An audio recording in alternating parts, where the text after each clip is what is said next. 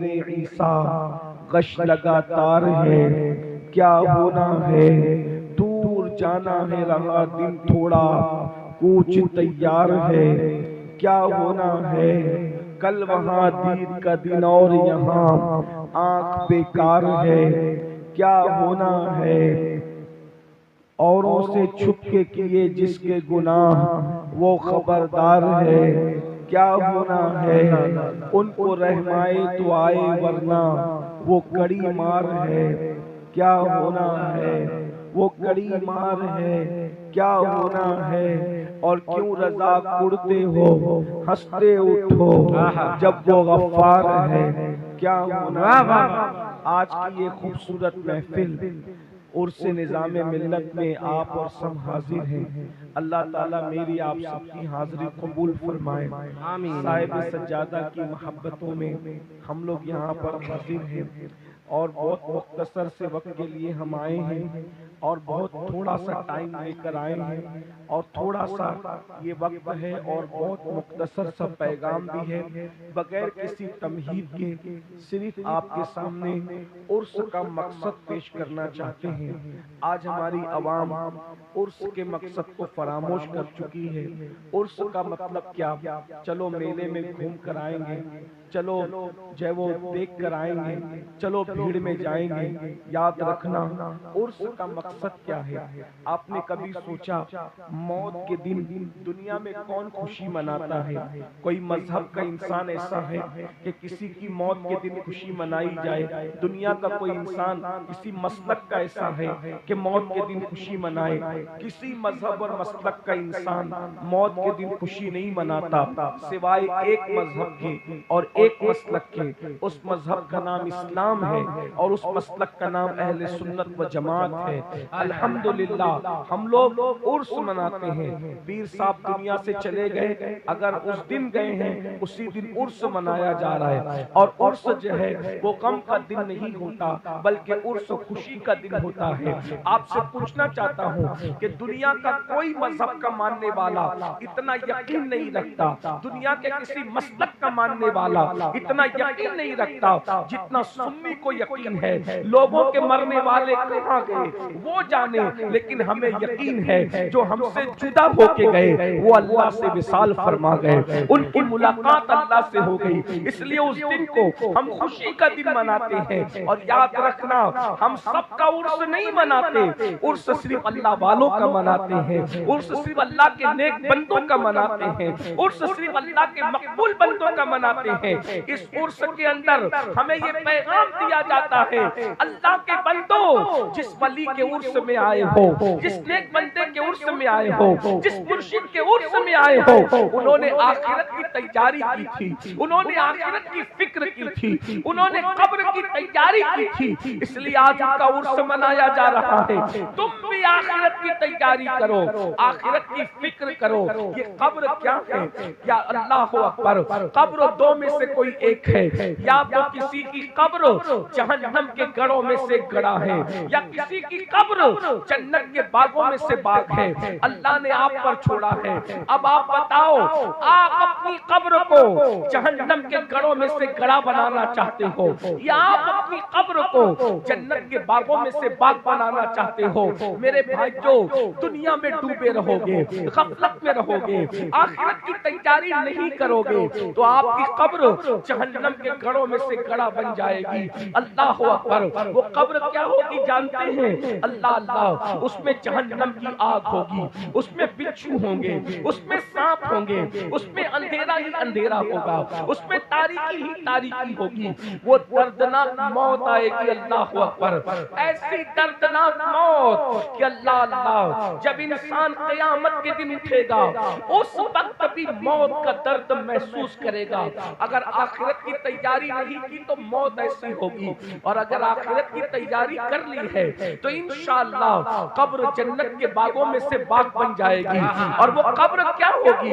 اتنی کشادہ قبر کر دی جائے گی، جہاں تک مومن کی نگاہ جاتی ہے وہاں تک اس کی قبر کشادہ کر دی جاتی ہے۔ لوگ تو دھوکہ کھاتے ہیں، ارے یہ 2 گز زمین ہے، مگر وہ 2 گز زمین نہیں رہتی بلکہ وہ جنت کی کیاری بن جاتی ہے، اس میں باغ بھی ہے، اس میں پھل بھی ہے، اس میں ٹھنڈی ہوائیں بھی ہیں، اس میں خوشبو بھی ہے، بلکہ اللہ اکبر، اللہ کے سچے رسول صلی اللہ علیہ وسلم مومن کی قبر کے بارے میں فرماتے ہیں کہ ماں کا پیٹ دنیا کے سامنے جتنا چھوٹا ہے، دنیا کتنی بڑی ہے، اس میں 7 سمندر ہے، اس میں 7 آسمان ہے، اس میں 7 زمین ہے، اس میں شفق کا جمال ہے، اس میں افق کی سرخیاں ہیں، اس میں گلاب کے پھول ہیں، اس میں گلوں کی نکھت ہے، اس میں برسات ہے، اس میں سردی ہے، اس میں گرمی ہے، اس میں موسم ہے، اس میں باغ ہے، اس میں درخت ہے، اس میں پھول ہے، اس میں پودے ہیں، اس میں ستارے ہیں، اس میں سیارے ہیں، اس میں مرغ کی بانگ ہے، اس میں چڑیوں کی چہک ہے، اس میں رات کی تاریکی ہے، اس میں صبح کا اجالا ہے، اس میں نسیم سحر ہے، یہ ساری اس کائنات کے اندر ہے۔ آقا ارشاد فرماتے ہیں سچے سچے رسول کہ اتنی بڑی دنیا کے سامنے ماں کا پیٹ جتنا چھوٹا ہے، مومن کی قبر اللہ اتنی بڑی کر دیتا ہے کہ اس قبر کے سامنے دنیا اتنی چھوٹی نظر آتی ہے جتنا دنیا کے سامنے ماں کا پیٹ چھوٹا نظر آتا ہے۔ ذرا سوچو تو صحیح، جس قبر کے سامنے اس کی وسعتوں کے سامنے دنیا اتنی چھوٹی ہو جتنا دنیا کے سامنے ماں کا پیٹ چھوٹا ہے، مومن کی قبر کتنی بڑی ہوگی، کتنی کشادہ ہوگی، اس پہ جنت کا بستر لگایا جاتا ہے، مگر کس کے لیے؟ جو آخرت کی تیاری کرے۔ آج بتاؤ ہم نے آخرت کی کیا تیاری کی؟ قرآن کہتا ہے یا ایھا الذین آمنوا اتقوا اللہ ولتنظر نفس ما قدمت لغد۔ اے ایمان والو، اللہ سے ڈرو اور آخرت کی کیا تیاری کر رہے ہو، آخرت کے لیے کیا بھیج رہے ہو، آخرت کے لیے کیا روانہ کر رہے ہو، اس بارے میں غور کرو، سوچو۔ واتقوا اللہ، اللہ سے ڈرو، ان اللہ خبیر بما تعملون۔ اب میں آپ سے پوچھتا ہوں، بہت دیر تک آپ کو امتحان میں نہیں رکھوں گا، مختصر وقت کے لیے پوچھتا ہوں، بتاؤ ہم نے آخرت کی کیا تیاری کی؟ آخرت میں ہم اپنی کھیتیاں ساتھ نہیں لے جائیں گے، آخرت میں ہم اپنے بچے ساتھ نہیں لے جائیں گے، آخرت میں ہماری بیوی ہمارے ساتھ نہیں جائے گی، آخرت میں ماں باپ بھی ساتھ نہیں جائیں گے، آخرت میں جائیداد بھی ساتھ نہیں جائے گی، آخرت میں دولت بھی ساتھ نہیں جائے گی، آخرت میں کیا ساتھ؟ کیا آپ نے نہیں سنا؟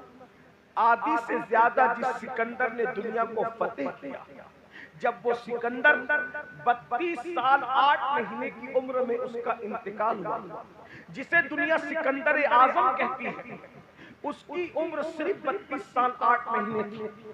16 سال کی عمر میں وہ دنیا فتح کرنے نکلا، 16 سال، اور 16 سال 8 مہینے میں اس نے آدھی سے زیادہ دنیا فتح کی۔ آپ غور کیجئے کتنا ذہین ہوگا وہ شخص۔ اس کا باپ یونان کے ایک دیہات کا حکمراں تھا۔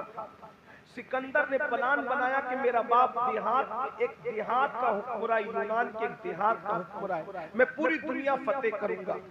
16 سال کی عمر میں اس نے یہ دنیا فتح کرنے نکلا، اور اس دور میں جب دنیا اتنی ترقی پر نہیں تھی، کتنا محنتی رہا ہوگا وہ، کتنا ہوشیار رہا ہوگا وہ، کتنا دانا رہا ہوگا وہ، کہ اس نے صرف 16 سال 8 مہینے کے اندر آدھی سے زیادہ دنیا فتح کی، اور مقام بابل عراق کے اندر اس کو ٹائیفائڈ کی بیماری ہوئی، اور ٹائیفائڈ کی بیماری میں اس کا انتقال ہوا۔ تو جب وہ دنیا سے جانے لگا تو رو رہا تھا، روتے ہوئے کہہ رہا تھا میں نے 16 سال محنت کر کے آدھی سے زیادہ دنیا فتح کر لی ہے، لیکن اب میرا انتقال ہو جائے گا، میں مر جاؤں گا۔ تو دوستوں نے کہا ٹائیفائڈ کی بیماری کوئی بڑی بیماری نہیں ہے، اس میں کوئی مرنا ضروری نہیں ہے۔ تو اس نے کہا کہ میں جو محسوس کر رہا ہوں کہ میں مر جاؤں گا تو مر جاؤں گا، لیکن میں تمہیں وصیت کرتا ہوں جب میں دنیا سے جاؤں گا تو اس وقت جنازے کے باہر میرے ہاتھ کر دینا، کفن کے باہر میرے ہاتھ کر دینا۔ لوگوں نے پوچھا تھا کیوں؟ کہا کرتا سکندر نے تاکہ دنیا کو پتا چل جائے جس نے اتنی محنت کر کے، رات و دن محنت کر کے، نہ کھانا دیکھا، نہ پینا دیکھا، نہ سونا دیکھا، نہ سردی دیکھی، نہ گرمی دیکھی، پوری دنیا کو فتح کرنے کا خواب دیکھنے والا سکندر اعظم جب آدھی سے زیادہ دنیا فتح کر کے دنیا سے جا رہا ہے تو جنازے میں خالی ہاتھ جا رہا ہے، تاکہ دنیا کو پتا چل جائے جائے. انسان کچھ بھی فتح کر لے مگر وہ دنیا سے کچھ نہیں لے جا سکتا. قرآن کہتا ہے لا تنس نصیبک من الدنیا, دنیا سے اپنے نصیب کا مت بھولو. اللہ اللہ, سوائے کفن کے کچھ نہیں لے جاؤ گے. ہم نے کیا تیاری کی؟ جو ساتھ نہیں لے جانا ہے, جو ساتھ نہیں لے جانا ہے, اس کے لیے 8-8 گھنٹے محنت کر رہے ہو, 12-12 گھنٹے محنت کر رہے ہو, 14-14 گھنٹے محنت کر رہے ہو, لیکن جو ساتھ لے جانا ہے اس کے لیے 10 منٹ بھی نہیں نکالتا, اس کے لیے 15 منٹ بھی نہیں نکالتا. 12-12 14-14 گھنٹے کس کے لیے محنت کر رہے ہو؟ مال کے لیے. ہم یہ نہیں کہتے مال مت کماؤ, کماؤ, مال سب کی ضرورت ہے, مال کی ضرورت ہے, سب کو ہے. ہم مال کمانے سے منع نہیں کر رہے, لیکن جو مال ساتھ نہیں لے جاؤ گے اس کے لیے 8-8 گھنٹے 10-10 گھنٹے 12-12 گھنٹے محنت, اور جو نیکی ساتھ لے جاؤ گے اس کے لیے 10 منٹ کا ٹائم نہیں نکالتا. بولو نماز کے لیے کتنا ٹائم لگتا ہے؟ صرف 10 منٹ. نماز کے لیے صرف 10 منٹ لگتا ہے.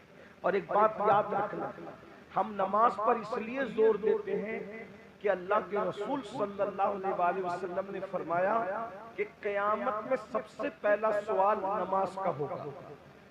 اگر نماز کا حساب تمہارا ٹھیک ٹھاک اور صحیح رہا تو آگے کا سارا معاملہ تمہارا کلیئر رہے گا, اور اگر نماز میں تم پھنس گئے تو پھر تمہیں کوئی نہیں بچا. آج ہم نماز سے کوسوں دور ہیں. بہت معذرت کے ساتھ